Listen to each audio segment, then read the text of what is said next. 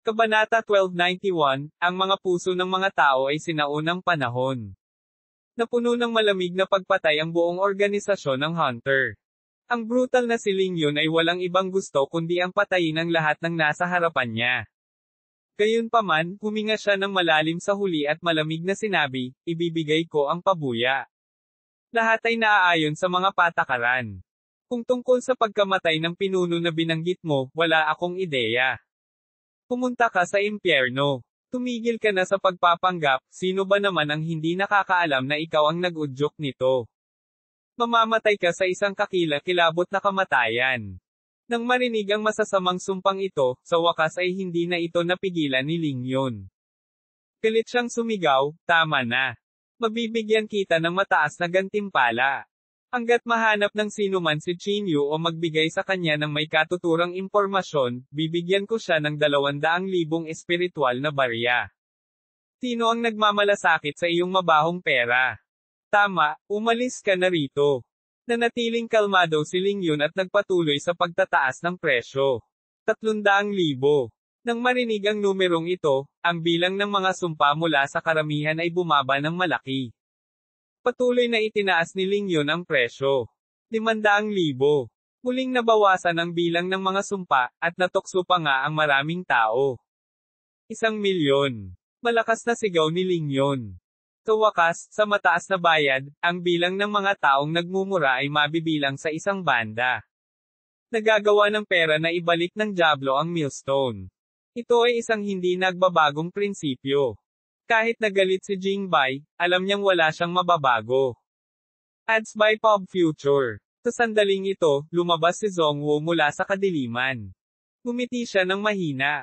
Dahil siyang masterling ay handang magbayad ng mataas na halaga, kung gayon wala tayong dahilan para tumanggi. Malamig na tiningnan ni Jingbai si Zhongwu. Ibinuko niya ang kanyang bibig ngunit hindi nagsalita sa huli. Mula nang ipaalala sa kanya ni Qin Yu, napuno na siya ng hinala kay Zhongwu. Malinaw din sa kanya na si Zhongwu, na nagtataglay ng puting buto ng cetro, ay hindi kilala ang kanyang kalaban. Young Masterling, sa ganitong paraan pakiusap. Ikinulong ni Zhongwu ang kanyang mga kamay. Sa ilalim ng maingat na mga mata ng lahat, si Ling Yun ay naalis sa isa pang opisina at matagumpay na nilagdaan ang bounty order.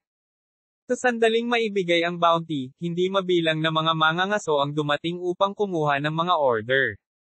Sa parehong araw, daan-daang mga mangangaso ang tumungo sa berdeng kagubatan ng bato at nagsimula sa landas upang hanapin si Qin Yu. Sa sandaling ito, unti-unting gumagaling si Qin Yu mula sa kanyang mga sugat. Ang pagkawala ng espiritual na enerhiya ay may parehong mga pakinabang at disadvantages. Sa pinakakaunti, napakahirap para kay Qin Yu na matuklasan ng iba, at napakahirap din para sa kanya na maging target ng mga demonyong hayop. Nagtago siya sa isang malalim na kagubatan at tahimik na naghintay para gumaling ang kanyang mga sugat.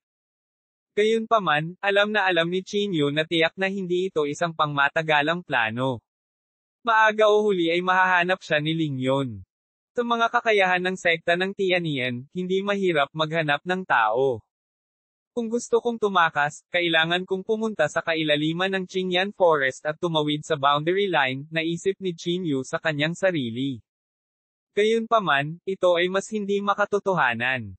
Malayo pa ang distansya mula sa boundary line, at nakakita na siya ng napakalakas na demonyong hayop. Kung gumawa pa siya ng ilang hakbang pasulong, natatakot siyang mamatay siya ng walang pag-aalinlangan. Matapos gumaling ang aking mga sugat, dapat kong patayin ang Ling Yun na iyon. Nagpa siya si Qin Yu sa kanyang puso. Sa mga sumunod na araw, medyo mapayapa ang buhay ni Qin Yu. Ads by Pop Future. Ibinaba niya ang kanyang ulo upang tingnan ang bagong laman sa kanyang mga kamay at mahinang sinabi, muntik nang gumaling ang mga sugat ko. Bahagyang naikuyong ni Qin Yu ang kanyang mga kamao. Ramdam niya pa rin ang sakit. Mahihirapan siyang gamitin ang buong lakas niya. Sa sandaling ito, biglang nagkaroon ng kaguluhan sa kagubatan. Hindi mabilang na mga puno ang nabunot.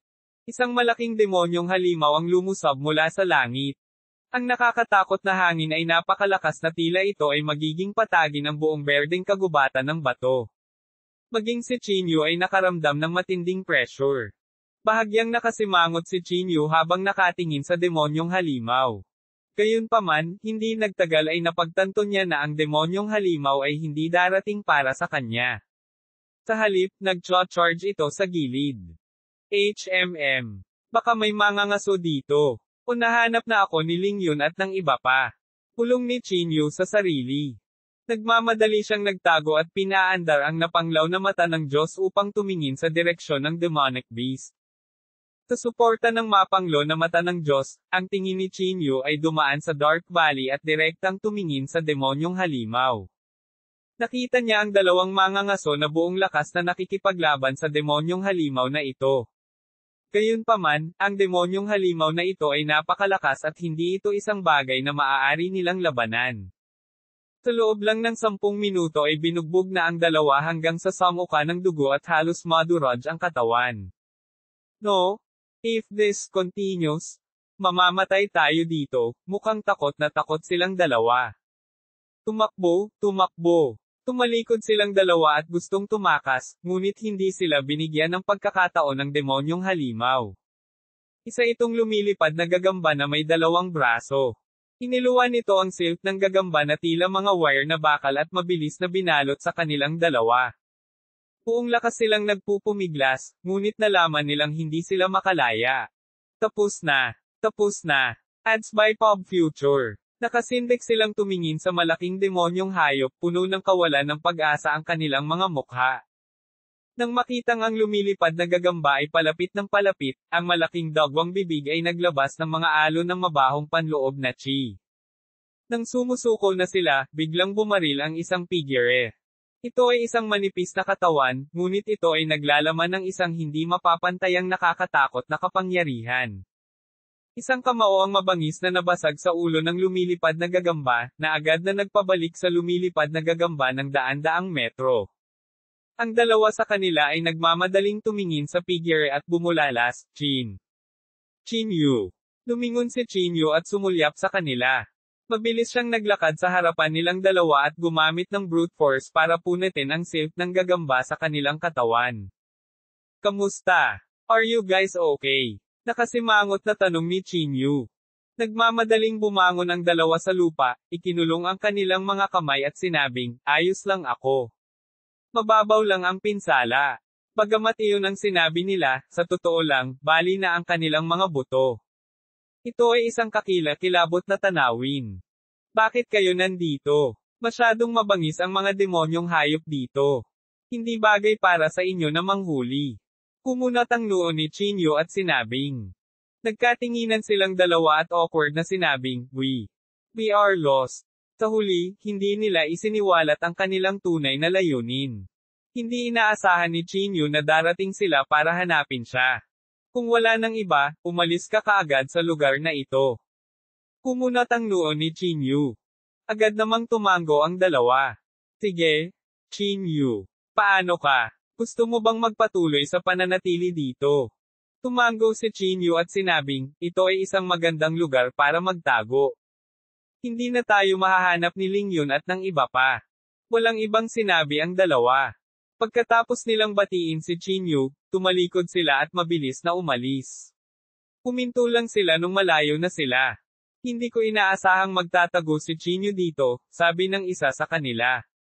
Kung sasabihin natin ito kay Lingyun, makakakuha tayo ng 1 milyon. Sa sandaling ito, sumimangot ang isa pang tao at nagsabi, ngunit, iniligtas lang ni Chinyu ang ating buhay. Kung hindi dahil sa kanya, tayo ay naging tiyan ng lumilipad na gagamba. Iniligtas niya tayo, ngunit pinagtaksilan natin siya. Hindi ba nararapat iyon? Walang hindi nararapat tungkol dito. Hindi kami nagmakaawa sa kanya na iligtas tayo, hindi banggitin na ito ay 1 milyon. Isipin mo kung gaano katagal bago tayo kumita ng 1 milyong spirit coins. Kabanata 1292, Lakas ng Buhay. Sa ilalim ng malaking kaloob, lahat ay kailangang harapin ang pagsubok ng sangkatauhan. Ang ilang mga tao ay mawawala ang kanilang ilalim na linya at mawawala ang kanilang moral. Kakaunti rin ang mga tao na mananatili sa kanilang ilalim. Saglit na nagpumiglas ang dalawa, ngunit sa huli, hindi nila napigilan ang tukso ng pera. Nataman nila ito at nagpasya na sabihin ang lokasyon ni Ling Yun Chinyu kapalit ng mataas na bounty. Tuldok. Sa sandaling ito, hindi inisip ni Chinyu na siya ay ipagkanulo ng Hunter Organization. Inactivate niya ang Divine Wilderness Eye at tumingin daan-daang metro ang layo. Ang dambuhalang lumilipad na gagamba ay walang balak na umalis. Kahit na nasaktan ito ng suntok ni Chinyu, matagumpay itong ikinagalit nito. Isang pares ng maitim na mata ang malamig na tumitig sa payat na figure ni Chinyu. Si Chinyu ay nakatingin din dito. Walang nikatiting na gulat sa mukha niya. Halika, tingnan ko kung gaano ka kaya, malamig na sabi ni Chinyu. Tila naintindihan ng lumilipad na gagamba ang mga salita ni Chinyu. Ibinaba nito ang malalaking pakpak at lumipad sa isang iglap. Nagdulot ng marahas na uno sa kagubatan ng bundok ang mga kumakaway na braso. Dumaan ang bagyo, parang gusto nitong sirain ang lahat. Yes. Iniluwan nito ang mga bakal na wire mula sa bibig nito, na nagbabalak na itali si Chinyu. Ngunit ang bilis ni Chinyu ay napakabilis. Sa isang malalim na paglukso, tumalon siya sa isang puno at madaling naiwasan ito. Ads by Pop Future. Ang lumilipad na gagamba ay lumipad sa galit. Ang mga braso nito ay parang matalim na talam, na humahampas kay Chinyu na may swoosh. Si Chinyu ay hindi nang ahas na maging pabaya. Ito ay hindi isang ordinaryong demonyong hayop, ngunit isang demonyong hayop ng makapangyarihang kaharian. Mas malakas pa ito kaysa sa Spirit Monarch Lion mula noon. Sa makatuwid, hindi nang ahas si Chinyu na itago ang kanyang lakas. Direkta niyang inactivate ang ikatlong antas ng Battle Word Technique, at kinuyam ang kanyang kamao habang papalapit.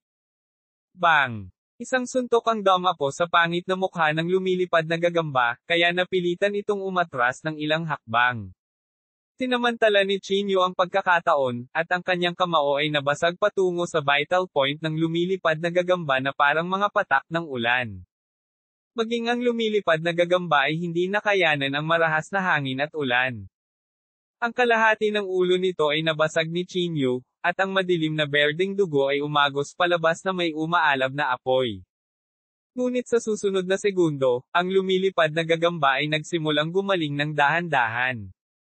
Ha! Bahagyang kumunat ang noo ni Chinyu. Anong uri ng kakayahan ito? Maaari ba nitong mabawi ang mga pinsala nito sa napakaikling panahon? Nakakatakot na kakayahan sa pagbawi, sabi ni Chinyu na nakakunot ang noo. Swoosh! Bago pa masyadong makapag-isip si Chinyu, muling bumaril ang parang bakal na spider silk. Sa pagkakataong ito, mas mabilis ang takbo nito. Halos agad itong nakabuo ng web at iginapos si Chinyu sa loob. Ang nakakatakot na pagkakadikit ay naging imposible para sa Chinyu na makawala. Ang sutla ng gagamba ay dumaikit ng mahigpit sa balat ni Chinyu. Sa isang bahagyang paggalaw, halos mapunit nito ang balat ni Chinyu. Ads by Pop Future. Sa sandaling ito, ang lumilipad na spider leg ay tumusok sa dibdib ni Chinyu na may malakas na hangin. Parang naghiwa ng gulay. Hindi mapigilan ni Chinyu na mamatla sa takot. Ibinaba niya ang kanyang ulo at tiningnan ang sugat sa kanyang dibdib. Hindi niya maiwasang mabigla. Gaano nakatagal mula nang mabutas ang katawan na ito? Ang lumilipad na gagamba na ito ay talagang hindi simple. Isang sinulid ng likido ang biglang lumabas sa kanyang mga paa. Ang likidong ito ay dumaloy sa sugat ni Chinyu at sumanib sa kanyang dugo. Hindi maganda. Agad na nagbago ang ekspresyon ni Chinyu. Malamang na ito ang lason sa katawan ng lumilipad na gagamba. Bukod dito, diretso itong sumanib sa kanyang dugo. Hindi na nang ahas si Chinyu na mag-aksaya pa ng oras. Direkta niyang inactivate ang ikalimang antas ng Do Formula, pilit na binubuksan ang spider web, at pagkatapos ay umatras. Hinawakan niya ang dugong umaagos mula sa kanyang dibdib, at lalong nagsalubong ang kanyang mga kilay. Sa sandaling ito, isang mahinang pakiramdam ng pagkahilo ang pumasok sa kanyang utak. Bagamat hindi ito seryoso, sapat na iyon para hilahin pababa ang galing ni Chinyu sa pakikipaglaban. Higit sa lahat, hindi gaanong alam ni Chinyu ang lumilipad na gagamba. Wala siyang ideya kung kakalat ang lason sa mahabang panahon. Gayunpaman, ang presidente ng Flying Spider Academy ay hindi masyadong pamilyar dito. Hindi ko dapat minamaliit ang halimaw na ito. Hindi maiwasan ni Chinyu na makaramdam ng inis. Kung na-activate niya ang ikalimang level ng battle character technique sa unang sandali, hindi siya mahuhulog sa ganoong estado. Swoosh! Dumating muli ang lumilipad na gagamba. Muli niyang ginamit ang kaparehong panlilinlang na gustong bitag si Chinyu gamit ang sapot ng gagamba. Gayunpaman, si Chinyu, na nag-activate ng ikalimang antas ng battle character technique, ay tumaas ng husto. Hindi man lang siya napigilan ng sapot ng gagamba. Hinawakan ni Chinyu ang spiderweb at mabilis na lumapit sa kahabaan ng spiderweb. Bang! Adds by Pop Future. Ang kanyang malabakal na kamao ay nabasag sa likod ng lumilipad na gagamba, na nagdulot ng mga bitek sa likod ng gagamba. Dahil dito, bahagyang natigilan si Chinyu. Ang likod ng lumilipad na gagamba ay talagang napakatigas. Kahit na ang buong lakas nito, nakagawa lang ito ng mga bitek. Talagang nakakatakot. Ang lumilipad na gagamba ay lalong nabalisa, na yumanig sa buong Qingyan Forest. Maraming demonyong hayop ang nakadama ng lakas ng lumilipad na gagamba at tumakas, natatakot na sila ay madamay. Malamig ang ekspresyon ni Chinyu. Nahihilo na ang ulo niya. Kung magpapatuloy ito, siguradong babagsak siya dito. Hindi na ako maaaring mag-aksaya pa ng oras. Kailangan kong tapusin ang halimaw na ito sa lalong madaling panahon. Huminga ng malalim si Chinyu. Tinasamantala ang katotohanang hindi pa siya nahimatay, naglunsad siya ng panibagong pag-atake na parang bagyo. Matapos ang sunod-sunod na suntok, ang katawan ng lumilipad na gagamba ay nabasag sa madugong gulo at nabasag ang mga buto nito. Bagamat mayroon itong malakas na kakayahan sa pagbawi, hindi nito nagawang pagalingin ang gayong mga pinsala sa maikling panahon. Hindi ito binigyan ni Chinyu ng anumang pagkakataon na makahinga. Agad siyang naglunsad ng ikatlong pag-atake at tuluyang nabasag ang katawan nito. Matapos ang daan-daang suntok mula kay Chinyu, ang lumilipad na gagamba sa wakas ay nahulog, at ang panloob na chi nito ay nagsimulang maging mas lalo pang nawalan ng gana. Sa isang sandali, ang lumilipad na gagamba ay ganap na bumagsak, nang walang anumang panloob na chi. Hindi napigilan ni Chinyu na magpakawala ng mahabang hininga. Hinaplos niya ang kanyang ulo, nakaramdam ng pananakit ng ulo. Damn it! At this rate, mahimatay ako maya-maya. Hindi napigilan ni Chinyu na magmura. Kailangan kong humanap ng ligtas na lugar para magpagaling. Habang nagpupumigla si Chinyu na bumangon at makakahanap na sana ng ligtas na lugar, biglang umagos palabas sa katawan ng lumilipad na gagamba ang parang usok na panloob na chi. Ang panloob na chi na ito ay lubhang kakaiba at nagdadala ng isang malakas na yang chi. Ang pagsinghot lang nito ay mapaparefresh ang pakiramdam. Ano ito? Napatingin si Chinyu sa panloob na chi na may pagtataka. Malakas siyang sumingot at sobrang komportable. Hindi nagtagal, nag-react si Chinyu. Tiningnan niya ang panloob na chi ng may pagtataka at kagalakan at sinabi sa nanginginig na boses, maaari bang, ang panloob na chi ng buhay? Kabanata 1273 ay natagpuan. Hindi pa nakita ni Chinyu ang panloob na chi ng buhay, ngunit ang aura na ito ay nagbigay sa kanya ng eksaktong kabaligtaran ng Twilight Chi. Mula dito, mabilis na napagpasyahan ni Chinyu na ito ang panloob na chi ng buhay. Sa madaling salita, ang lumilipad na gagamba ay may panloob na chi ng buhay. Pinigilan ni Chinyu ang pananabik sa kanyang puso habang mabilis siyang naglabas ng isang lalagyan at tinipon ang lahat ng panloob na chi ng buhay. Nanganganib si Chinyu na mahimatay anumang oras, kaya hindi niya mabilis na maabsorb ang enerhiya ng buhay, kaya pansamantala lang niya itong makolekta. Matapos kolektahin ang lahat ng enerhiya ng buhay sa katawan ng lumilipad na gagamba, si Chinyu ay halos maubos. Patuloy ang pagbuhos ng pawis sa kanyang noo, at nakaramdam siya ng pagod. Hindi. Kailangan kong humanap ng lugar para makapagpahinga, ungol ni Chinyu sa mahinang boses. Mabilis siyang nakahanap ng medyo ligtas na palumpong at bumagsak. Bumagsak si Chinyu sa bush. Medyo lumabo ang kanyang mga mata at nagdilim ang kanyang paningin.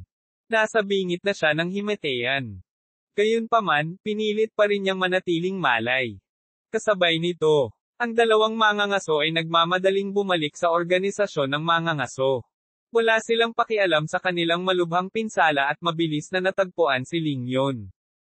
Nahanap namin si Chinyu. Hindi nag-aksaya ng oras ang dalawa at dumiretso sa punto. Lumiwanag ang mga mata ni Lingyon. Tumayo siya at sinabing, "Oh, totoo ba iyon? Ads by Pop Future. Talagang totoo. Nakita namin siya ng aming mga mata." Tuwang-tuwang sabi ng dalawa. Ang mga mata ni Lingyon ay naging mas malamig. Malamig niyang sinabi, "Dalhin mo ako kaagad sa kanya." Nagkatinginan silang dalawa na parang nag-aalala.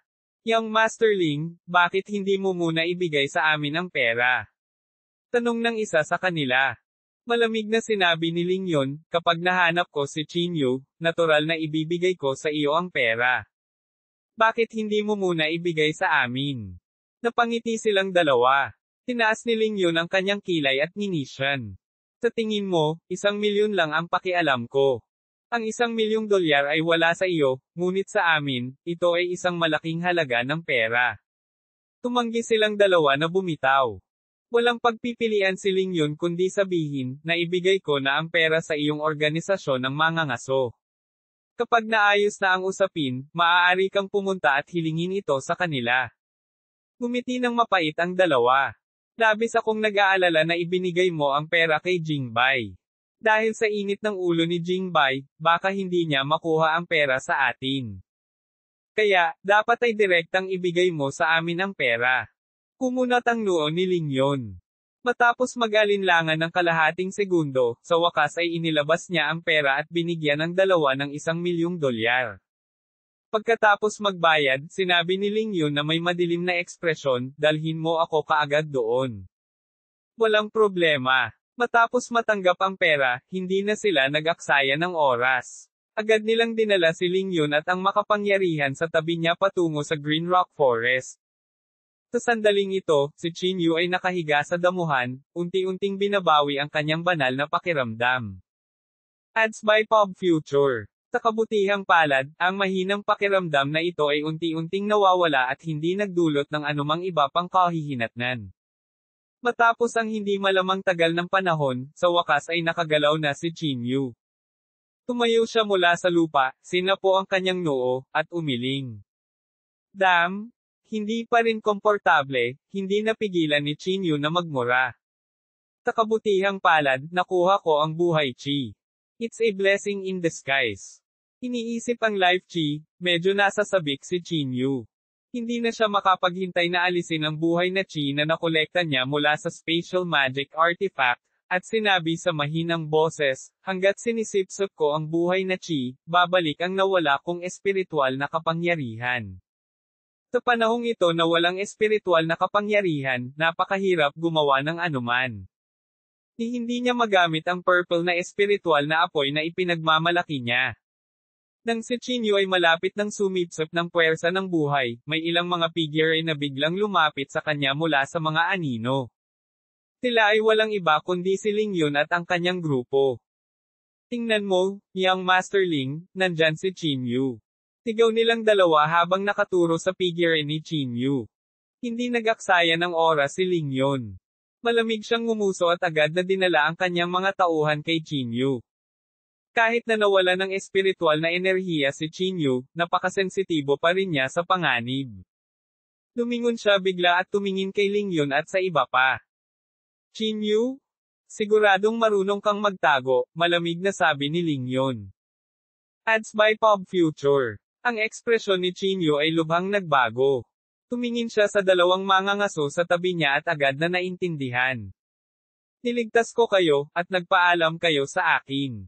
Hindi maiwasang maging malamig ang ekspresyon ni Chinyu. Napangiti silang dalawa ng nakakaloko. "Chinyu, huwag mo kaming sisihin. Masyadong mataas ang presyo ni Young Master Ling. 1,000,000 dolyar iyon." "Tama. Ang 1,000,000 dolyar ay isang astronomical figure sa amin. Wala kaming kakayahan mo, kaya patawarin mo kami." Lalong nanlamig ang mukha ni Chinyu. Hindi niya maiwasang mapangiti. Talagang tinuruan ako ng banal na rehiyong ito ng leksyon pagkatapos ng aralin. Ngunit sa tingin mo ba ay pakakawalan ka ni Lingyon? Bahagyang napakunot ang noo nilang dalawa nang marinig iyon. "Anong ibig mong sabihin?" Tiningnan nila si Ling Yun nang hindi malay. Isang kakaibang ngiti ang lumitaw sa mukha ni Ling Yun. Qin Yu? Marami kang alam, mahinahong sabi ni Ling Yun. Nagpanik agad ang dalawa. Natakot silang tumingin kay Ling Yun at nagtanong sa nanginginig na boses, ikaw. Ano ang ibig mong sabihin? Ngumisi si Ling Yun. Anong ibig mong sabihin? I'm send you on your way, of course. You're not AF asterisk asking human. Malaking pagbabago ang ekspresyon ng dalawang lalaki. Pagkasabi nun ay tumalikod na sila para tumakbo. Gayunpaman, sa kanilang mga kakayahan, paano sila makakatakas mula sa mga malademonyong kuko ni Ling Yun?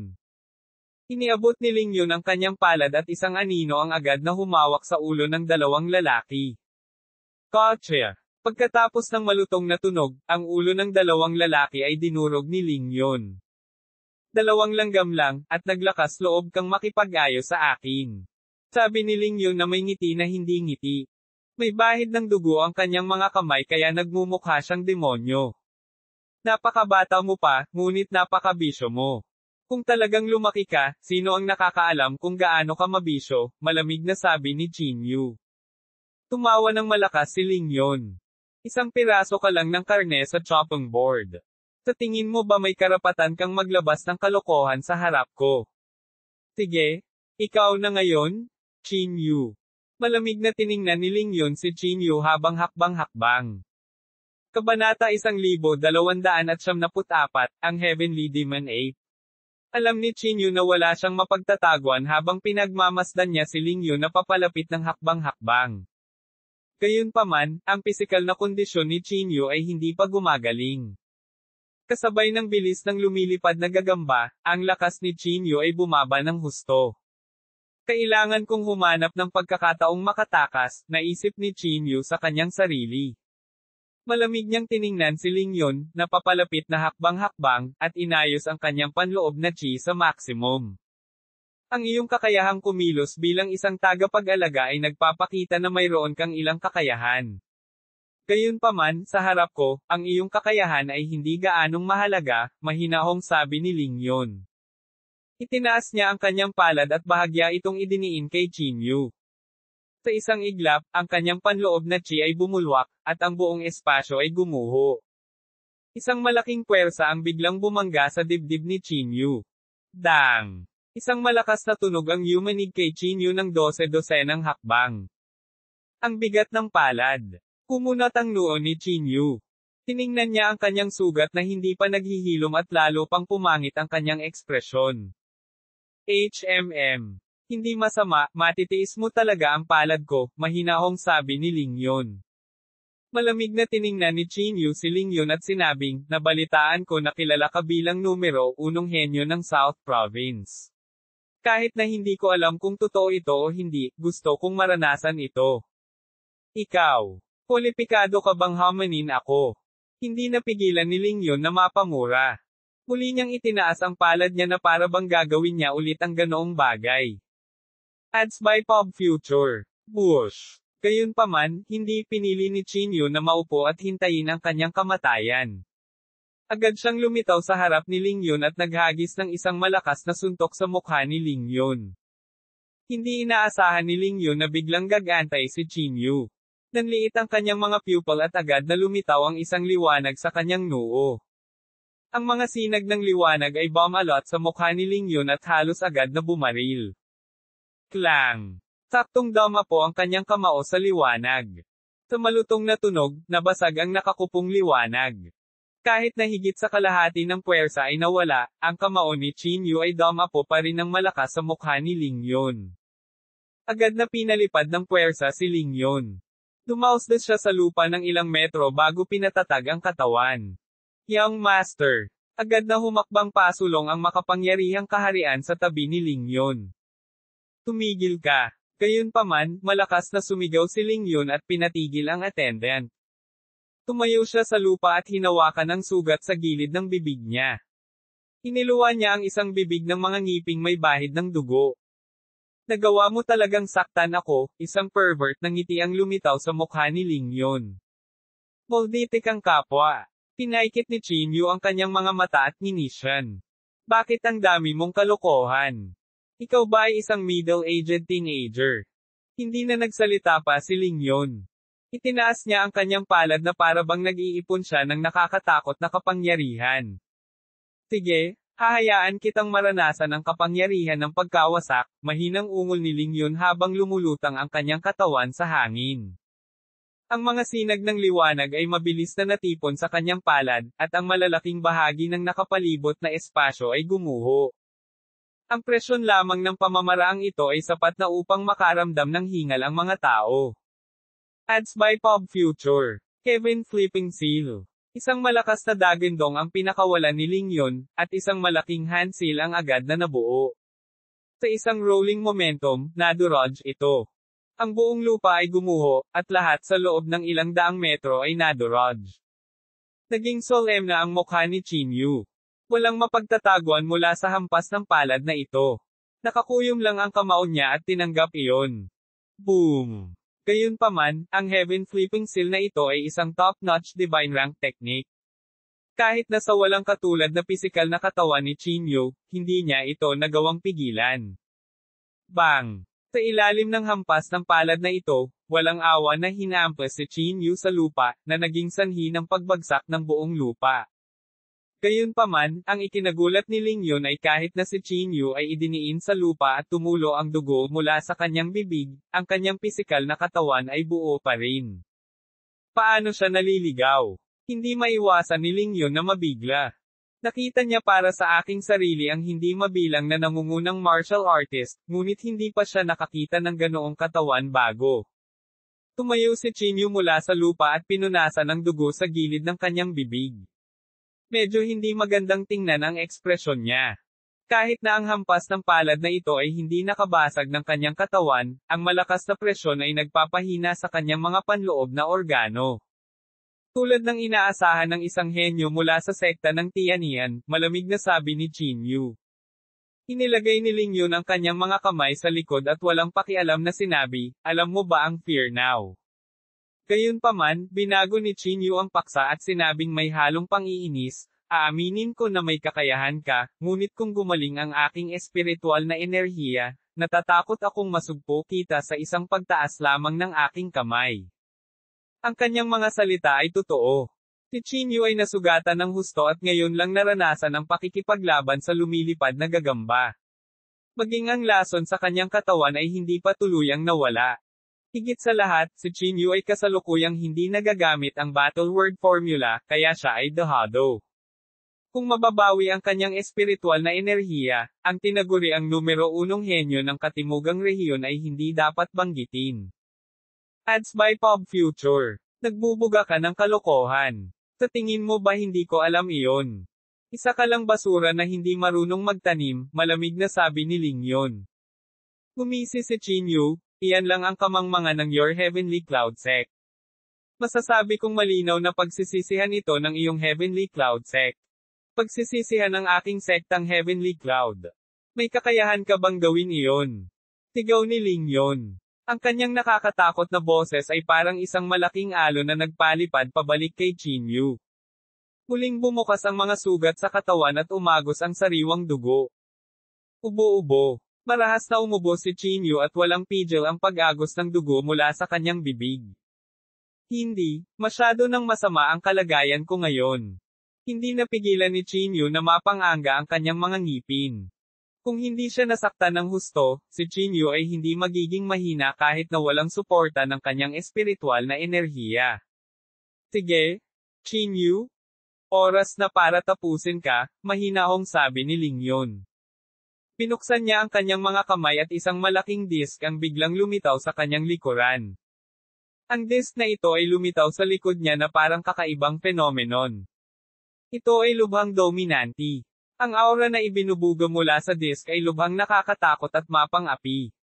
Maging si Qin Yu ay nakaramdam ng matinding panganib. Hindi niya alam kung anong klaseng spell iyon, ngunit tiyak na hindi ito karaniwan. Gayunpaman, sa sandaling ito, isang ngiti ang lumitaw sa mga labi ni Qin Yu. Smile. May mood ka pa bang ngumiti? Tumaas ang kilay ni Ling Yun. Malapit ka nang mamatay, alam mo ba iyon? Gumisi si Qin Yu. Palagay ko hindi. Oh, bahagyang nagulat si Ling Yun. Bakit? Mayroon ka bang iba pang trump card? Gusto kong makita ito para sa aking sarili, mahinahong sabi ni Ling Yun. Umiling si Chin Yu. Wala akong iba kundi ang kamao ko. Hehe. Mukhang natakot ka, hindi napigilan ni Ling Yun na tumawa ng malamig. Muling umiling si Chin Yu. Ling Yun, natatakot ako na nakalimutan mo kung nasaan tayo. Ito ay berdeng kagubatan ng bato. Malapit na tayo sa hangganan. So, bahagyang kumunat ang noo ni Ling Yun. Sa sandaling ito, bigla siyang may naintindihan. Bago siya makabawi, isang malaking palad ang dumampi at pinunit ang disk na nakasabit sa kanyang likod sa mga piraso. Kabanata 1295, sumisipsip ng puwersa ng buhay. Paglingon niya, nakita niya ang isang makalangit na demonyong unggoy na malamig na nakatitig kay Ling Yun. Ang demonyong unggoy na ito ay sobrang nakakatakot, at ang aura nito ay masasabing napakapangit. Masasabi ng sino man na ang demonyong unggoy na ito ay hindi simple. Higit sa lahat, pinunit nito ang abnormal na imahe ni Ling Yun ng walang kahirap-hirap. Ito ay sapat na upang patunayan ang nakakatakot na lakas nito. Idiot, natatakot ako na ang iyong heaven flipping seal ay nagalit sa mga demonyong hayop dito. Gumisi si Chin Yu. Damned beast. Malamig na tiningnan ni Ling Yun ang makalangit na demonyong unggoy na may bakas ng layuning pumatay sa kanyang mukha. Ginamit niya ulit ang parehong trick. Muli niyang ginamit ang heaven flipping seal at hinampas ito sa makalangit na demonyong unggoy. Gayunpaman, ang Heavenly Demon Ape ay agad na kinuyam ang kamao nito at hinampas ito patungo kay Ling Yun. Ang Heaven Flipping Seal na ginamit ni Ling Yun ay nawala kaagad. Ang napakalaking kamao na iyon ay direktang bumagsak sa katawan ni Ling Yun. Bang! Agad na nabasag sa lupa si Ling Yun, na lumikha ng malaking butas sa lupa. Young Master! Nataranta ang kanyang tagasunod nang makita ito at nagmamadaling lumapit. Nakita niya na ang katawan ni Ling Yun ay nasa bingit ng pagkawasak habang patuloy siyang naglalabas ng dugo. Napakalakas ng demonyong unggoy. Hindi napigilan ni Chin Yu na bigyan ng thumbs up ang demonyong unggoy na ito. Ads by Pop Future. Si Chin Yu, na noon pa man ay sikat sa kanyang pisikal na katawan, ay pakiramdam na parang wala siya sa harap ng makalangit na demonyong unggoy. Ang gayong malakas na lakas ay nagpakita ng lakas ng makalangit na demonyong unggoy na ito. Halos kitol na niya ang buhay ni Ling Yun sa isang suntok. Young Master Ling. Nagmamadaling binuhat ng attendant si Ling Yun palabas ng malaking hukay. Tuloy-tuloy ang paglabas ng dugo ni Ling Yun. Ibinuka niya ang kanyang bibig at nagsalita sa nanginginig na boses. Walang nakakaalam kung ano ang gusto niyang sabihin. Sa sandaling ito, ang malaking makalangit na demonyong unggoy ay hindi tumigil doon. Lalong naging manik ang pares ng malamig na mga mata nito. Maging si Ling Yun at ang iba pa ay nakaramdam ng matinding takot. Hindi mapigilan ni Chin Yu na mapangiti. Mag-isip muna kayo kung paano haharapin itong Heavenly Devil Ape na ito. Atras muna ako. Pagkatapos sabihin ito, nawala si Chin Yu nang walang bakas sa ilang iglap. Huwag kang pumunta, huminto ka dyan. Ang makapangyarihang iyon ay umuungal ng malakas. Gayunpaman, hindi napigilan ng dagandong na ito si Chin Yu. Sa halip, naakit nito ang makalangit na diablo na unggoy. Wala siyang ibang pagpipilian kundi ang pagngangalit ang kanyang mga ngipin, buhatin si Ling Yun, at tumakbo. Sa pagharap sa makalangit na demonyong unggoy na ito, wala siyang paraan upang labanan. Makatakas lang siya. Dahil walang espiritual na enerhiya si Chin Yu, hindi niya naakit ang makalangit na demonyong unggoy. Tumakbo siya ng 10 milya bago huminto. Ads by Pop Future. Malapit na iyon. Hindi napigilan ni Chin Yu na tapikin ang kanyang dibdib. Kung hindi dahil sa hitsura ng makalangit na demonyong unggoy, malamang na siya ay nasa matinding problema ngayon. Ang Ling Yun na ito ay talagang hindi simple, naisip ni Chin Yu sa kanyang sarili. Kahit ilang suntok lang ang palitan nilang dalawa, sapat na para makita ang lakas ng magkabilang panig.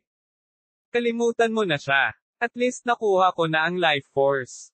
Nakuha ko na. Hindi napigilan ni Chin Yu ang mapangiti. Gayunpaman, ang kanyang kasalukuyang pisikal na kondisyon ay napakahirap pa rin, at ang kanyang utak ay medyo nahihilo. Sa makatuwid, nagplano si Chinyu na humanap ng lugar na makapagpahinga sandali. Pagkatapos ng ilang ikot ng paghahanap, nakakita si Chinyu ng isang kuweba na pansamantalan niyang ginamit bilang silungan. Napakaganda ng kapaligiran ng kuwebang ito. May maliit na batis sa gilid, at paminsan-minsan, naririnig ang tunog ng kalabog. Pagkatapos noon, nahiga siya sa kuweba at nakatulog ng mahimbing. Sa kabilang panig, ginamit ng makapangyarihang figurang iyon ang halos lahat ng kanyang lakas upang makatakas mula sa mga kamay ng makalangit na demonyong unggoy ng may matinding kahirapan. Pero kahit na ganoon, mabigat pa rin ang sugat niya sa katawan. Sa pagtingin sa 2 taong puno ng dugo, hindi maiwasan ng mga hunter ng Hunter Organization na medyo magulat. Bahagyang kumunat ang noo ni Jingbei.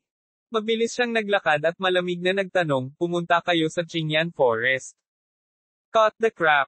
Sigaw ng makapangyarihan. Nasaan ang iyong parmasyutiko? Pilasan mo at iligtas mo siya. Ads by Pop Future. Nanatiling tahimik si Jingbei. Sa kasalukuyan, si Zhongwo ang namamahala sa organisasyon ng mangangaso. Wala siyang mababago. Sa pangunguna ni Zhongwo, dinala silang dalawa sa silid ng parmasyutiko. Ano ang nangyayari? Paano nasugatan ng husto si Lingyun? Lumapit si Guanzuang at bumulong. Umiling si Jingbei. Hindi ko alam. Tiyak na nakapasok sila sa kailaliman ng Green Rock Forest at nagalit ang ilang demonyong hayop. Hehe, karapat-dapat sila. Dapat nilang pagbayaran ang kanilang kayabangan. Napangisi si Guanzuang. Nanatiling tahimik si Jingbei. Bahagya siyang nag-alala. Si Chinyu ay nagtatago din sa berdeng kagubatan ng bato. Marahil ay nahaharap siya sa parehong panganib.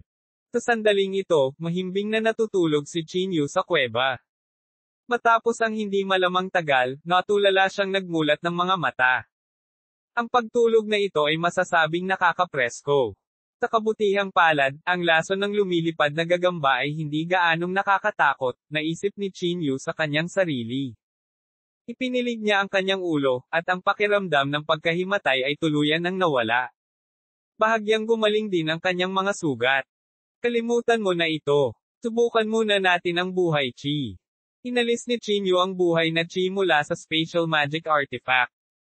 Tagarapon, ang mga bakas ng panloob na chi ay dahan-daang dumadaloy. Huminga ng malalim si Chinyu, at comfortable ang buong katawan niya. Ito ang pakiramdam, sabi ni Chinyu habang pinipigilan ang kanyang pananabik.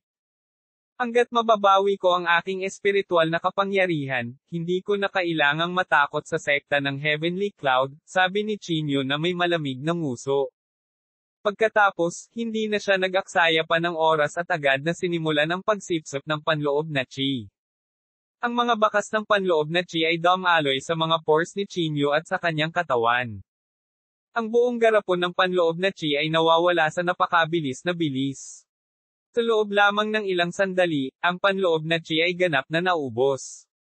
Kabanata 1276, isang kakaibang pagbabago.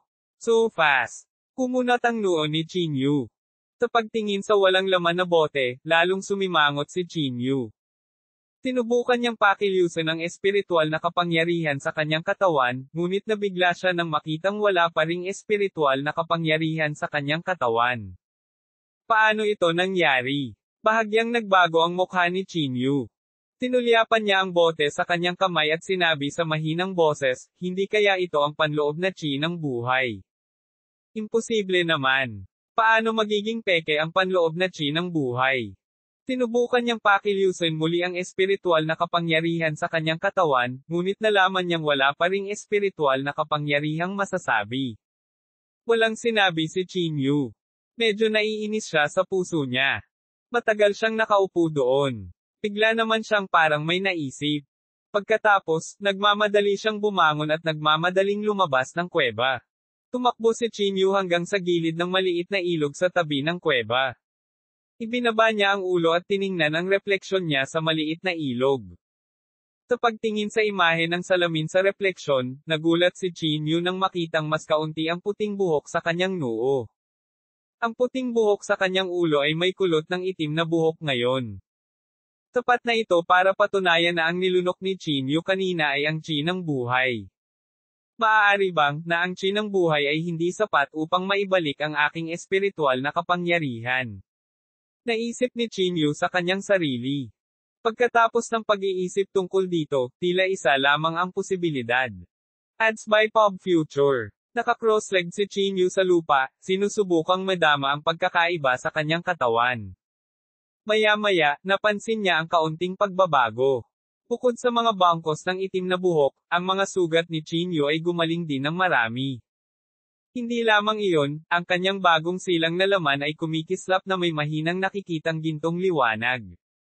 Bagamat ang ginintoang liwanag na ito ay sobrang dilim, ito ay malinaw na nakikita. Sa ilalim ng manipis na gintong liwanag na ito, ang bagong panganak na laman ay tila naging mas matigas. Kung ikukumpara sa ibang bahagi ng kanyang katawan, ang lugar na ito ay tila natatakpan ng isang layer ng baluti. Siguro ang buhay na Chi ang nagkaroon ng bisa.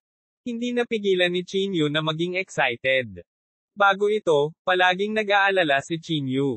Iyon ay, pagkatapos na mabawi ang kanyang espiritual na kapangyarihan, maibabalik ba ang mga pagbabago sa kanyang pisikal na katawan na dulot ng Twilight Chi? Ngunit ngayon, tila pagkatapos na maibalik ang espiritual na kapangyarihan, ang pisikal na katawan ay malamang na maging mas matatag. Agad nitong pinataas ang kumpiyansa ni Chinyu. Sa madaling salita, pagkatapos na maibalik ang aking espiritual na kapangyarihan, ang aking pisikal na katawan ay magiging mas malupit din, sabi ni Chinyu sa mahinang boses. Sa oras na iyon, ang makapangyarihang kaharian ay malamang na hindi dapat banggitin. Sa sandaling ito, muling natuklasan ni Chinyu ang isang kakaibang kababalaghan. Isang malabong karakter ang tila lumitaw sa kanyang noo. Ang karakter na ito ay lubhang hindi malinaw. Kung hindi titingnang mabuti, hindi nila ito makikita ng malinaw. Ads by Pop Future. Humiga si Chinyu sa tabi ng ilog at maingat na sinuri ito ng mahabang panahon. Natuklasan niya na tila ito ay hugis ng isang cross. Napakamot ng ulo si Chinyu. Hindi rin siya relihiyosong tao. Paano maaaring lumitaw ang gayong hugis? Inabot ni Chinyu ang kanyang kamay at sinubukang damhin ang mga salita, ngunit wala siyang naramdaman. Gumamit siya ng malinaw na tubig para hugasan muli, ngunit wala itong silbi. Ang mga salita ay tila nakapaloob sa kanyang laman. Kakaiba. Napakamot ng ulo si Chinyu. Nakaupo sa tabi ng ilog at nag-iisip saglit, umiling si Chinyu at sinabing, kalimutan mo na ito, gawin mo ang lahat ng gusto mo. Wala pa rin akong nararamdaman. Ano man ang mangyari, ang enerhiya ng buhay ay nagdulot sa kanya ng malalaking benepisyo. Bagamat hindi pa nakabawi ang kanyang espiritual na kapangyarihan, ang mga pagbabago sa kanyang katawan ay nangangahulugan na hindi nagsisinungaling si Logwan. Mukhang kailangan ko ng mas maraming enerhiya sa buhay. Hinaplos ni Chinyu ang kanyang baba at inisip ang sarili. Alam lang ni Chinyu na ang lumilipad na gagamba ay may buhay na enerhiya sa katawan nito. Maaari ko lamang subukan ang aking kapalaran, naisip ni Chinyu sa kanyang sarili. Hindi siya isang taong madaling sumuko. Agad siyang nagsimulang maghanap sa Green Rock Forest, naghahanap ng mga bakas ng lumilipad na gagamba. Gayunpaman, gumugol si Chinyu ng ilang araw at wala pa rin siyang nakitang lumilipad na gagamba. Ito talaga ay isang bagay na masusumpungan lamang ng pagkakataon. Hindi napigilan ni Chinyu na mapabuntong hininga. Ads by Pop Future. Napaupo siya sa lupa at bahagyang humihingal. Walang nakakaalam kung ano ang iniisip niya. Pagkatapos mag-isip tungkol dito, sa wakas ay nagpasya si Chinyu na lisanin ng palihim ang Qingyan Forest. Kahit na mayroong mga demonyong halimaw dito upang protektahan sila, si Lingyun at ang iba pa ay mag-iisip ng isang countermeasure maaga o huli. Napakalaki ng Nanzhou kaya hindi naniniwala si Chinyu na kayang takpan ng sekta ng Tianyan ang langit gamit ang isang kamay. At saka, kung gusto niyang mahanap ang life force, kailangan niyang umalis sa lugar na ito. Tuldok. Sa kabilang panig, sa ilalim ng pangangalaga ng parmasyutiko, unti-unting gumagaling ang mga sugat ni Lingyun. Sa kama ng ospital, ang katawan ni Lingyun ay natatakpan ng mga benda. Umupo siya doon at umuubo paminsan-minsan. Ang kanyang mukha ay nakakatakot na mapatla. Young Master, kumusta ang pakiramdam mo? Lumapit ang makapangyarihang iyon at nagtanong. Tinulyapan siya ni Ling Yun at hindi sinagot ang tanong na ito. Sa halip, malamig niyang sinabi, nasaan si Qin Yu? Hinayaan mo ba siyang makatakas? Oo. Noong mga oras na iyon, hinahabol tayo ng makalangit na demonyong unggoy. Wala akong magagawa kundi ilayo ka muna, matapat na sagot ng attendant. Hindi napigilan ni Ling Yun ang pagkayam ng kanyang mga kamao. Kinagat niya ang kanyang mga ngipin at nagmura sa ilalim ng kanyang hininga, damn it. Young Master, malapit nang mailagay ang tracking device. Huwag mag-alala, tiyak na mahahanap natin si Qin Yu sa lalong madaling panahon, sabi ng makapangyarihan sa lahat. Nanatiling tahimik si Ling Yun. Walang nakakaalam kung ano ang nasa malamig niyang mukha. Pagkaraan ng ilang sandali, huminga ng malalim si Ling Yun at sinabi sa mahinang boses, nag-aalala ako na aalis si Qin Yu sa South Province. Kahit na malakas ang Heavenly Cloud Sect, limitado lang ito sa South Province. Sa buong lalawigan ng Li, mayroong maraming mga sekta na mas malakas kaysa sa sekta ng Heavenly Cloud. Young Master, huwag mag-alala. Napag-isipan na namin ang problemang ito, nakangiting sabi ng makapangyarihan sa lahat. Tinulyapan siya ni Ling Yun at sinenyasan siyang magpatuloy. Young Master, huwag kalimutan na hindi lang si Qin Yu ang tumawid sa kawalan sa huling pagkakataon.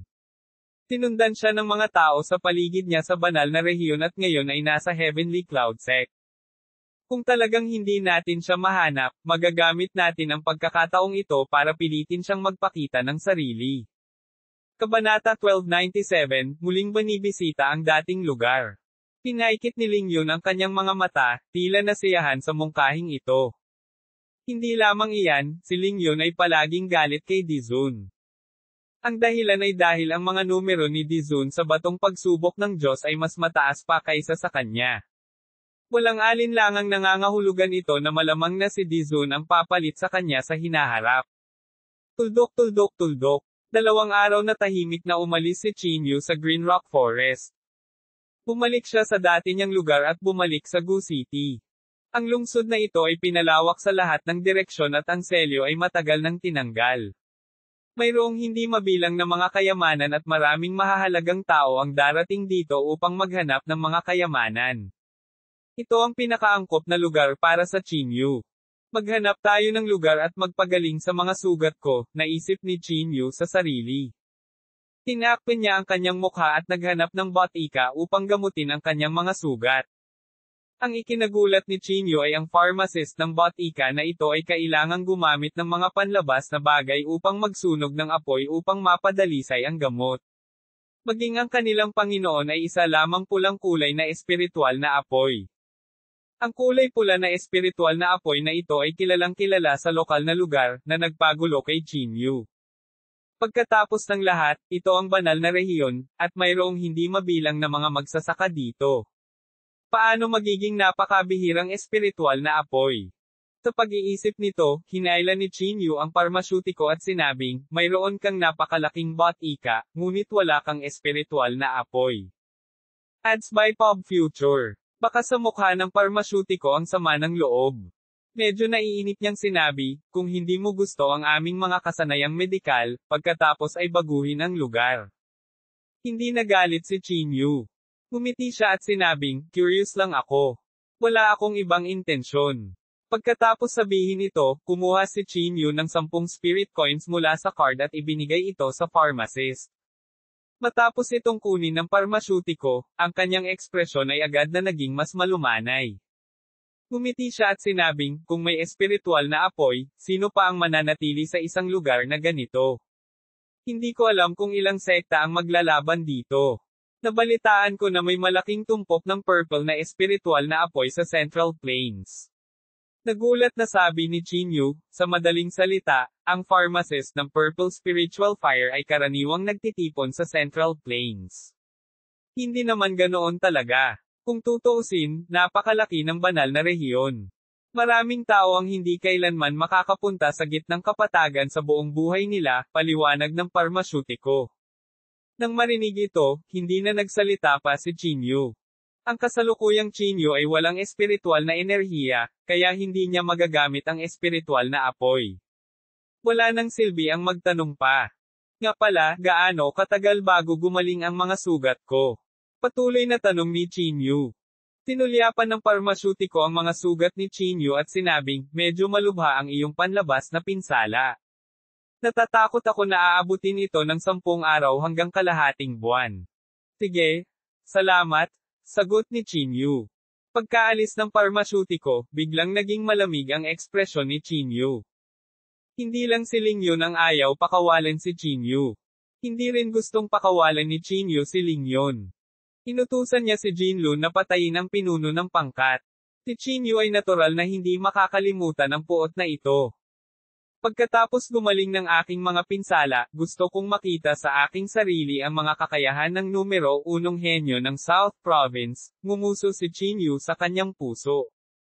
Ads by Pop Future. Sa susunod na mga araw, sinubukan ni Chinyu na unawain ang ika-6 na antas ng Dao Character Technique habang nagpapagaling. Gayunpaman, ang pag-unawa sa ika-6 na antas ay napakahirap. Tumugol si Chinyu ng 1 buong linggo nang walang anumang pag-unlad. Pagkaraan ng ilang araw, halos gumaling na ang mga sugat sa katawan ni Chinyu. Tumayo siya at pinagpag ang braso niya. Pakiramdam niya ay napuno ng lakas ang buong katawan niya. Dahil gumaling na ang kanyang mga sugat, hindi na kailangan pang itago ni Chinyu ang kanyang pagkakakilanlan. Pinunit niya lang ang kanyang saplot at itinapon ito sa isang tabi, at nagmamayabang. Magkano ito? Tanong ni Chinyu sa parmasyutiko. Itinaas ng parmasyutiko ang kanyang ulo at sumulyap kay Chinyu, na nagsasabing, 300 espiritong barya. Pagkatapos bayaran ni Chinyu ang pera, tumalikod na siya at aalis na sana. Sa sandaling ito, biglang hinailan ng parmasyutiko si Chinyu pabalik. Pinalaki niya si Chinyu mula ulo hanggang paa at nagdududang nagtanong, ikaw, parang pamilyar ka. Nagkita na ba tayo dati? Dapat nakita mo ako, ngunit tiyak na hindi kita nakita noon, nakangiting sabi ni Chinyu. Sa sandaling ito, nasulyapan ni Chinyu ang isang wanted na notice sa sulok mula sa gilid ng kanyang mga mata. Hindi iyon. Idinidikit ko ito. Itinuro ni Chinyu ang wanted notice, pagkatapos ay tumalikod at naglakad palabas. Pagkatapos mag-isip tungkol dito, sa wakas ay pumunta si Chinyu sa Stone Gambling Shop. Dahil nasaktan na niya ang may-ari ng tindahan ng sugal na bato, hindi siya natakot na ipagpatuloy ang pananakit sa kanya. Ads by Pop Future. Pumasok si Chinyu sa Stone Gambling Shop at patuloy na umasa sa mapanglo na banal na mata upang magkamal ng kayamanan sa tindahan ng Stone Gambling. Wala pang 1 oras, si Chinyu ay nakakuha na ng mahigit 1 milyon. Ngunit dahil sa bilis na ito, medyo hindi nasisiyahan si Chinyu. Kung lumitaw ang Life Force sa isang auction, kailangang magbayad ng mataas na presyo si Chinyu para mabili ito. Kung ganoon, kakailanganin niya ng malaking halaga ng mga spirit coins para suportahan siya. Sa sandaling ito, ang mga tao sa paligid ay tumingin kay Chinyu na may kakaibang ekspresyon. Lalong naging kakaiba ang kapaligiran sa kanilang paligid. Maraming tao ang lumabas, na parang nakilala nila ang pagkakakilanlan ni Chinyu at gustong iulat ito. Gotcha! Sa sandaling ito, biglang sumara ang pinto. Kasunod nito, 8 tao ang lumabas mula sa dilim. Sa 8 tao na ito, 2 ang makapangyarihang tao at 6 ang nasa tuktok ng Nascent Soul Stage. Ang binata sa pangunguna ay walang iba kundi ang anak ng may-ari ng Stone Gambling Shop. Ang may-ari ng Stone Gambling Shop ay namatay sa kamay ni Lingyun. Wala siyang kakayahang maghaiganti kay Lingyun, kaya natural na gusto niyang sisihin si Chinyu. Malamig siyang tumingin kay Chinyu at sinabing, Brat, how dare you come here? Si Chinyu ay hindi naguguluhan. Itinuro niya ang isang hilaw na bato at sinabing, dalhin mo sa akin ang hilaw na batong iyon. Ha. Nang marinig ito, hindi napigilan ng young master ng Stone Gambling Shop na mapatawa. Malapit ka nang mamatay, at gusto mo pang sumugal kay Stone. May kahulugan pa ba? Umisi ang young master. Saglit na nag-isip si Chinyu, pagkatapos ay tumango at sinabing, tama ka. Napakabagal pa rin makakuha ng pera tulad nito. Kaya naman, simpleng tumayo si Chinyu at tumingin sa young master ng Stone Gambling Shop. Ilabas mo lahat ng pera mo dito. Malamig na sabi ni Chinyu. Kabanata 1278, Labanan tayo. Ang mga salita ni Chinyu ay agad na naging dahilan upang bahagyang natigilan ang young master ng stone gambling shop, at pagkatapos ay nagsimula siyang tumawa ng baliw. Anong sabi mo? Gusto mong iabot ko ang pera? Baliw ka ba? Hindi napigilan ng young master na tumawa ng malamig. Pinalaki niya si Chinyu at nakita niya na walang pagbabago sa espiritual na enerhiya sa katawan ni Chinyu, na naging dahilan upang hindi niya ilagay si Chinyu sa kanyang mga mata. Puntahan mo siya, patayin mo siya. Sigaw ng young master at ang 8 tao ay sumugod kay Chinyu. Gayunpaman, wala pang 10 minuto, ang 8 tao ay nagsimulang tumakas sa isang malungkot na estado. Akala nila ay selyado na ang gate para matrap si Chinyu, ngunit hindi nila inaasahan na hindi sila makakatakas. Sa loob ng mahigit 10 minuto, ang 8 tao ay lahat ay binugbog hanggang sa mamatay sa pamamagitan ng kamay na bakal ni Chinyu. Para naman sa young master ng stone gambling shop, nakadilat ang kanyang mga mata habang nakaugat sa lupa na tulala. Ang lakas ng pakikipaglaban. Hindi ba't masyadong nakakatakot? Sa isang pares ng hubad na kamao, 8 tao na ang napatay niya. Naging sanhi lamang ito ng pagbagsak ng kanyang pananaw sa mundo. Tinanggal ni Chinyu ang mga mantsa ng dugo sa kanyang mga kamay at naglakad sa harap ng binatilyong ito. Ibigay ang lahat ng pera, dali. Itinaas ni Chinyu ang kanyang kamay at tinapik ang kanyang ulo. Ads by Pop Future. Paano nang ahas na labanan ang young master na ito? Agad niyang inilabas ang lahat ng pera sa tindahan at ibinigay kay Chinyu. Tinulyapan ito ni Chinyu at nalaman na mayroong mahigit 10 milyong spirit coin sa shop. Tumanggo si Chinyu na may kasiyahan. Tinapik niya ang ulo ng binata at sinabing, tama ka. Paanong mas mabilis ang sugal na bato kaysa sa direktang pag-agaw dito? Nang marinig ito ng binata, gusto pang mamatay. Pagkatapos kunin ang pera, nagmamayabang si Chinyu palabas ng shop. Paglabas niya, nakita niyang selyado na ang buong kalye. Ang army ng Gu City ay dumating na sa pinangyarihan. 12-dosenang tao ang nakapalibot sa buong kalye. Sa kalangitan, isang general na may malaking karwahe at malaking tiyan ang namumuno sa eksena. Chinyu, wala kang matatakbuhan. Bumalik ka sa amin, malamig na sabi ng general ng Gu City. Gumisi si Chinyu. Huwag kang mag-alala, hindi ako tatakbo. Hihintayin ko si Lingyun dito. How dare you? Paano mo matatawag si Young Masterling sa kanyang pangalan? Sigaw ng general. Napatingin si Chinyu sa mga tropa sa paligid at malamig na sinabi, kung ayaw mong mamatay ang iyong mga tauhan, huwag kang kumilos ng walang ingat. Kung hindi, wala akong pakialam na magsimula ng patayan sa Gu City. Ads by Pop Future. Bahagyang kumunat ang noo ng general. Tila ayaw niyang gawing awkward ang mga bagay-bagay, kaya malamig siyang ngumuso at sinabing, na ipaalam na namin kay Young Masterling. Maaari kang maghintay dito. Okay, maghihintay ang Young Master na ito. Hinailan ni Chinyu ang isang stool at umupo. Medyo harmonious ang eksena. Ang mabibigat na sundalo ng Gu City ay medyo kinakabahan, ngunit si Chinyu ay lubos na nakaka-relax.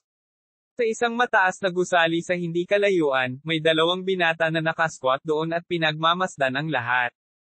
Sino ang batang iyon? Napakalaking lineup, bulong ng isa sa mga binata.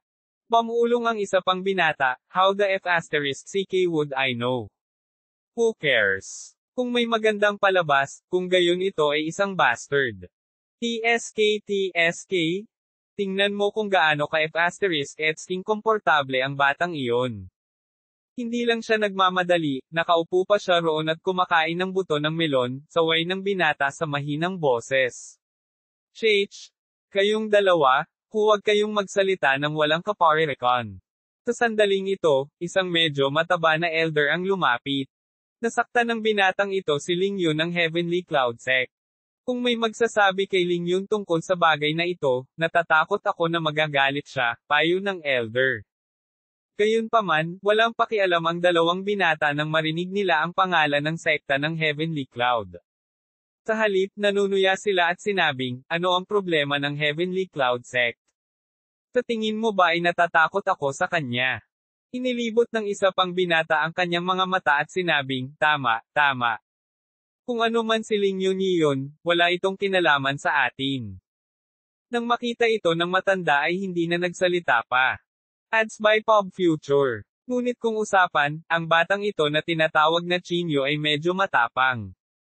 Siya ay nangangahas pa rin na pukawin ang sekta ng Tianian sa teritoryo ng South Province.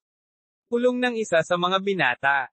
Who knows? Who cares? Hintayin mo na lang matapos ang palabas. Sa ibaba, nakaupo si Chinyo sa isang bench. Casual niyang pinulot ang isang dakot na buto ng melon sa isang stall at sinimulang kainin ang mga ito. Kumuha siya ng 100 espiritual na barya mula sa kanyang card at inilagay ang mga ito sa stall, sumigaw siya, nagbayad ako. Hindi alam ng may-ari ng stall kung matatawa o maiiyak. Hindi siya naglakas loob na sumagot. Sa ilang sandali, isang bangkos ng mga buto ng melon ang lumitaw sa ilalim ng mga paa ni Chinyo. Puntong hininga, ito ay masyadong boring. Tumayo si Chinyo mula sa bench at nagunat. Bakit wala pa si Ling Yun? Halos 3 oras na akong naghihintay sa kanya. Malamig na sinabi ng malaki ang tiyan na general, huwag kang mag-alala, ipinaalam na namin kay Young Master Ling. Malamang papunta na siya. Oh, sagot ni Chinyo. Nag-isip siya sandali bago itinaas ang kanyang ulo at sumigaw, pwede ba akong magtanong sa iyo? Alam mo ba kung saan may buhay? Saglit na natigilan ang malaking tiyan, pagkatapos ay sinabi niya sa madilim na mukha, mas mabuti pang tumahimik ka. Pulong ni Chinyo sa kanyang sarili, tiyak na mayroong isang bagay sa Gu City, tulad ng isang auction o ilang maharlikang pamilya. Kailangang mayroong. O tama, mayroon ka ba nito sa Imperial Palace? Maaari mo bang hilingin sa iyong Panginoon ng lungsod na bigyan ako? Mukhang naabot na ng malaking tiyan ang kanyang limitasyon. Kinagat niya ang kanyang mga ngipin at sinabing, manahimik ka. Malapit ka nang mamatay at hindi mo alam. How dare you talk nonsense with a cheeky face? Masasabi ko, dapat mayroong isang bagay. Sabi ni Chinyo nang may katiyakan. Sabihin sa inyong City Lord na kukuha ako ng ilan mula sa kanya. Ang malaking tiyan na lalaki ay nagngangalit ang kanyang mga ngipin at tinakpan ang kanyang mga tenga. Sa kabilang panig, si Ling Yun, na nakatanggap ng balita, ay nagmamadaling tumakbo. Sumakay siya sa isang malaking lumilipad na hayop at dumiretso sa Gu City. Earth Kabanata 1299, pakikipaglaban kay Ling Yun. Silang dalawa ay nakasakay sa mga lumilipad na demonyong halimaw habang sila ay nagmamadali patungo sa Gu City.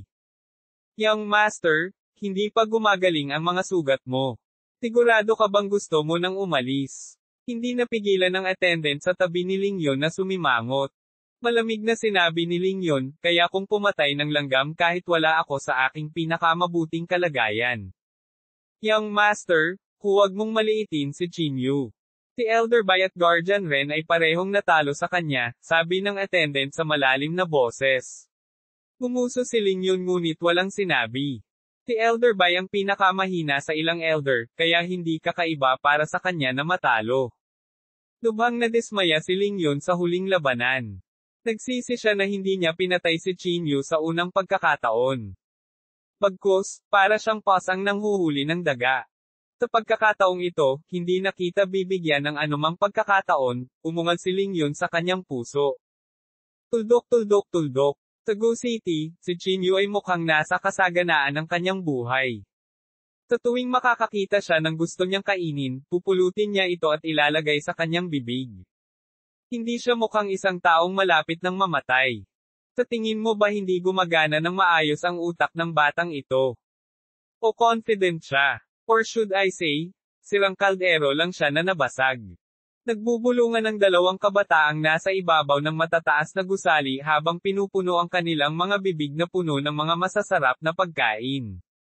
Ads by Pop Future. Hindi ko alam, hindi ko alam. Hindi ba sinabi ng matandang iyon na sinaktan ng Chinyo na ito ang mga tao ng Heavenly Cloud Sect? Siguradong may kakayahan siya, sabi ng isa pang kabataan habang umiinom ng alak. Speaking of which, gusto ko ang ugali at ugali ng batang ito. Kung hindi siya patay, kailangan kong makipagkaibigan sa kanya, nakangiting sabi ng isa pang kabataan. Habang nagsasalita siya, isang malakas na hangin ang biglang sumipol sa langit. Ang napakalaking lumilipad na kakaibang hayop ay binura ang kalangitan at tinakpan ang araw, na ginagawang gabi ang araw. Halos lahat ay nagtaas ng ulo upang tingnan ang lumilipad na kakaibang hayop na ito, puno ng pagkabigla ang kanilang mga mata. Mas cool pa ang demonyong halimaw na ito kaysa sa atin. Nagmura ang dalawang kabataan sa mataas na gusali. Anong klaseng ibon ito? Papalitan natin ito mamaya. Maliban sa kanilang dalawa, walang ibang naruroon ang sobrang relaxed. Maging ang Panginoon ng lungsod ng Gu City ay tumayo sa mataas na plataporma at tahimik na pinanood ang lahat. Nag-aalala siya na ang labanan sa pagitan nilang dalawa ay masisira ang Gu City. Tumayo si Chinyu mula sa bench. Ang kaninang mapaglarong tindig niya ay napalitan ng malamig na ekspresyon. Sa wakas nandito ka na. Bahagyang naikuyom ni Chinyu ang kanyang mga kamao. Napuno ng puot ang kanyang puso. Ang pagkamatay ng pinuno ng pangkat ay may kinalaman kay Chinyu, ngunit si Lingyun ang may kasalanan. Sa pamamagitan lamang ng pagpatay kay Lingyun ay magiging maayos ang pakiramdam ni Chinyu. Ads by Pop Future. Nakatayo si Lingyun sa langit at tumingin sa ibaba kay Chinyu. Tumalon siya pababa kasama ang makapangyarihan sa kanyang tabi. Pinaikit ni Chinyu ang kanyang mga mata at mabilis na napansin na may mali sa kanyang kalagayan.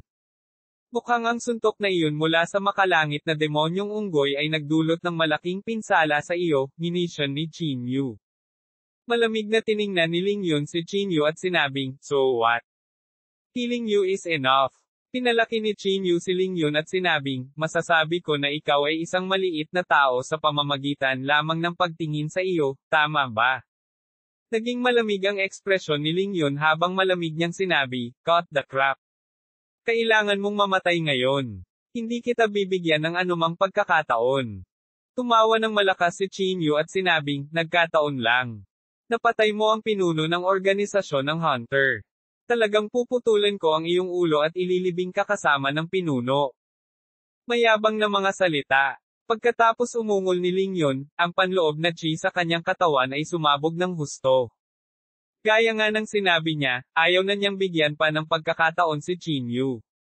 Sa halip, pinili niyang wakasan ang labanan ng mabilis. Si Chinyu ay may parehong pag-iisip.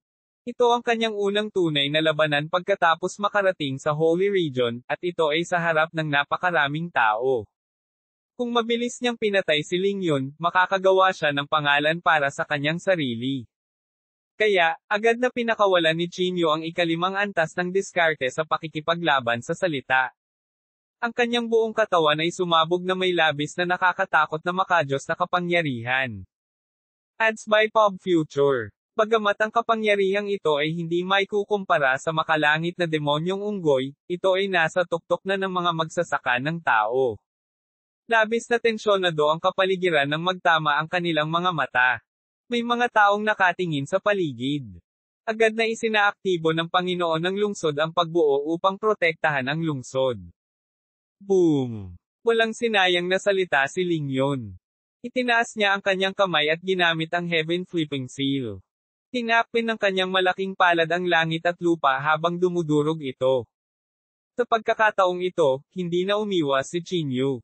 Sa ilalim ng kanyang pinakamataas na kalagayan, hindi siya natakot kahit na nakaharap sa Sky-Turning Seal. Nagpakawala ng malakas na dagindong si Chinyu habang ibinuhos niya ang kanyang divine power sa kanyang kanang kamao. Tinadya niyang sumuntok sa Sky-Turning Seal. Boom! Kumalat ang malaking banggaan kung saan silang dalawa ang sentro.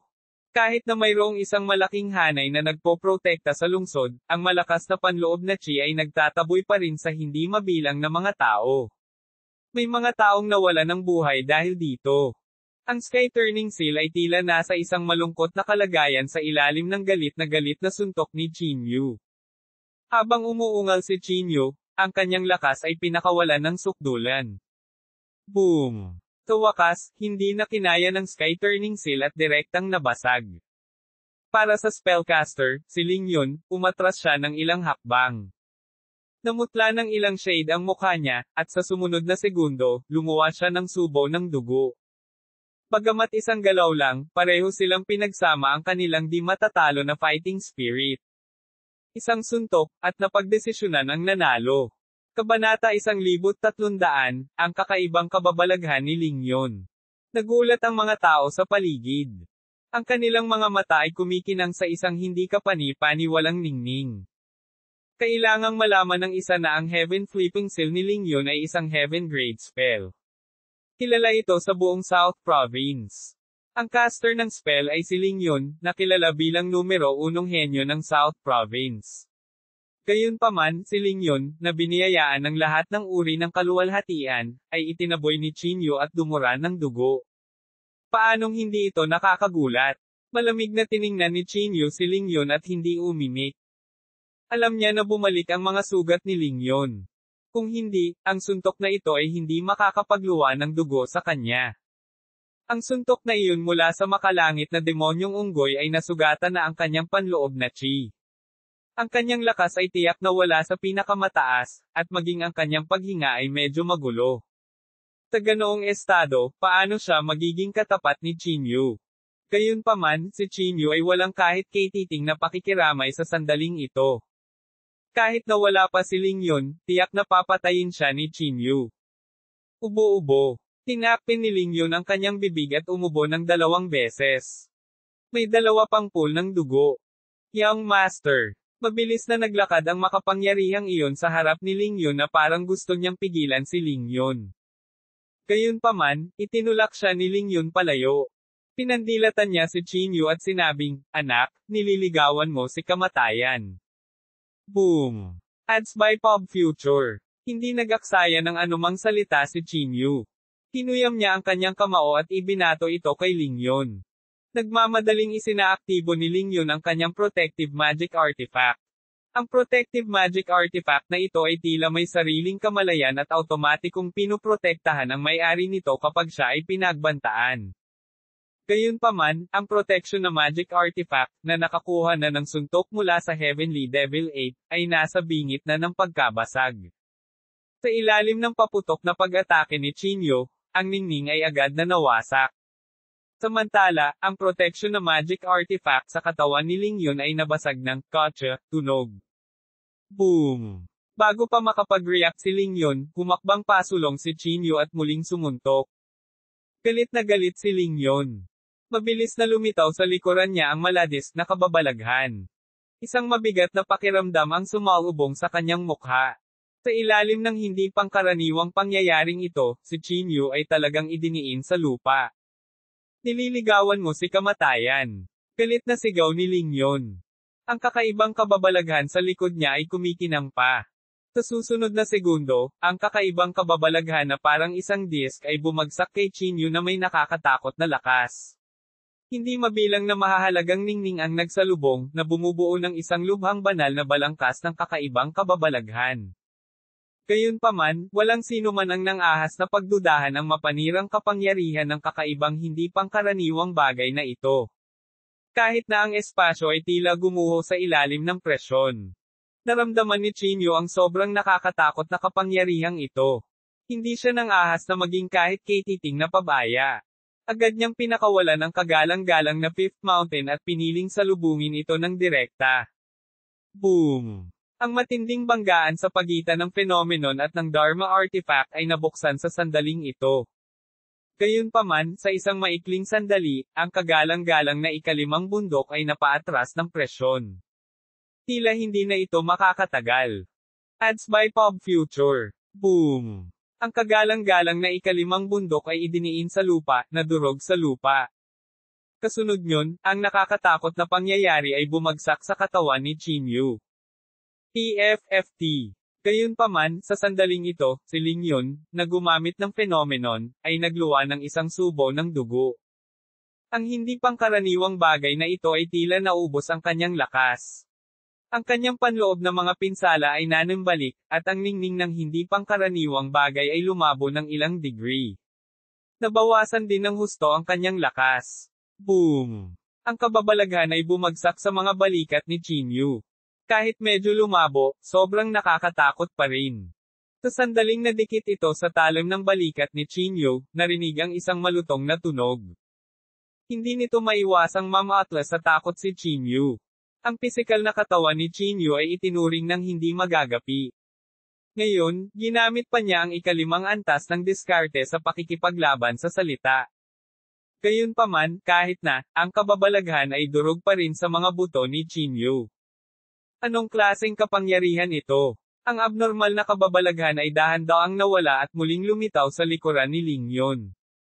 Pinunasan ni Lingyun ang dugo sa gilid ng kanyang bibig at nagngangalit ang kanyang mga ngipin sa galit. Damn it, hindi ko siya pinatay. Alam niya ang estado ng kanyang katawan sa kanyang puso. Alam din niya kung gaano kalaki ang pinsalang ay dudulot ng abnormal na phenomenon sa ganoong estado. Ads by Pop Future. Gusto niya sana siyang patayin sa isang welga, ngunit hindi niya inaasahan na mauulit ang dati niyang sakit sa oras na ito. Ang mga kilay ni Chinyu ay mahigpit na nakadikit, at siya ay labis na nabigla. Ang lakas ng Lingyun na ito ay lampas sa kanyang imahinasyon. Gaya ng inaasahan sa isang sikat na disipulo ng banal na rehiyon, naisip ni Chinyu sa kanyang sarili sa mahinang boses. Ang batang ito ay 17 taong gulang lamang, ngunit mayroon na siyang napakalakas na lakas sa pakikipaglaban. Tunay na walang limitasyon ang kanyang kinabukasan. Phew! Huminga ng malalim si Chinyu. Pinagpag niya ang kanyang braso, naramdaman ang sakit ng kanyang balikat. Kung walang espiritual na enerhiya, magiging mahirap para sa akin na harapin ang anomalyang iyon, naisip ni Chinyu sa kanyang sarili. Kahit na ang kanyang mga kamao ay naglalaman ng makadiyos na kapangyarihan, hindi pa rin kayang harapin ni Chinyu ang trump card ni Lingyun. Kinagat ni Lingyun ang kanyang mga ngipin habang tinitiis niya ang sakit sa kanyang katawan. Pinalak niyang buhayin muli ang anomalya. Sa pagkakataong ito, tiyak na papatayin kita. Galit na sigaw ni Lingyun. Muling lumitaw ang ningning ng anomalya. Ang mga tao sa paligid ay hindi maiwasang makaramdam ng pagkagulat. Matagal na nilang narinig ang pangalan ng phenomenon. May chismis na umasa si Lingyun sa discarding ito para patayin ang hindi mabilang na powerhouse sa intermediate stage. Hindi isang pagmamalabos na sabihin na wala sa mga kalaban na nakatagpo ng discarding ito ang nakaligtas hanggang ngayon. Kawili-wili. Tingnan natin kung sino ang mamamatay ngayon. Pusta tayo. Tataya ako sa pagkamatay ng Chinyu na iyon. Sige. Tataya ako sa pagkamatay ni Lingyun. Ang dalawang binata sa matayog na gusali ay malayang nakipagpustahan. Gayunpaman, ang iba pa sa mga tao ay may mga ekspresyong kinakabahan sa kanilang mga mukha. Ginamit nilang lahat ang kanilang mga trompeta para protektahan ang kanilang sarili, natatakot na sila ay maapektuhan. Si Chinyu ay hindi nang ahas na maging pabaya sa harap ng kababalaghan na puwersahang isinaaktibo ni Lingyun. Inabot niya ang palad niya at may lumabas na kalawang na bakal sa kamay niya. Ang baras na ito ay ang inagaw niya kay Gu Xinghe.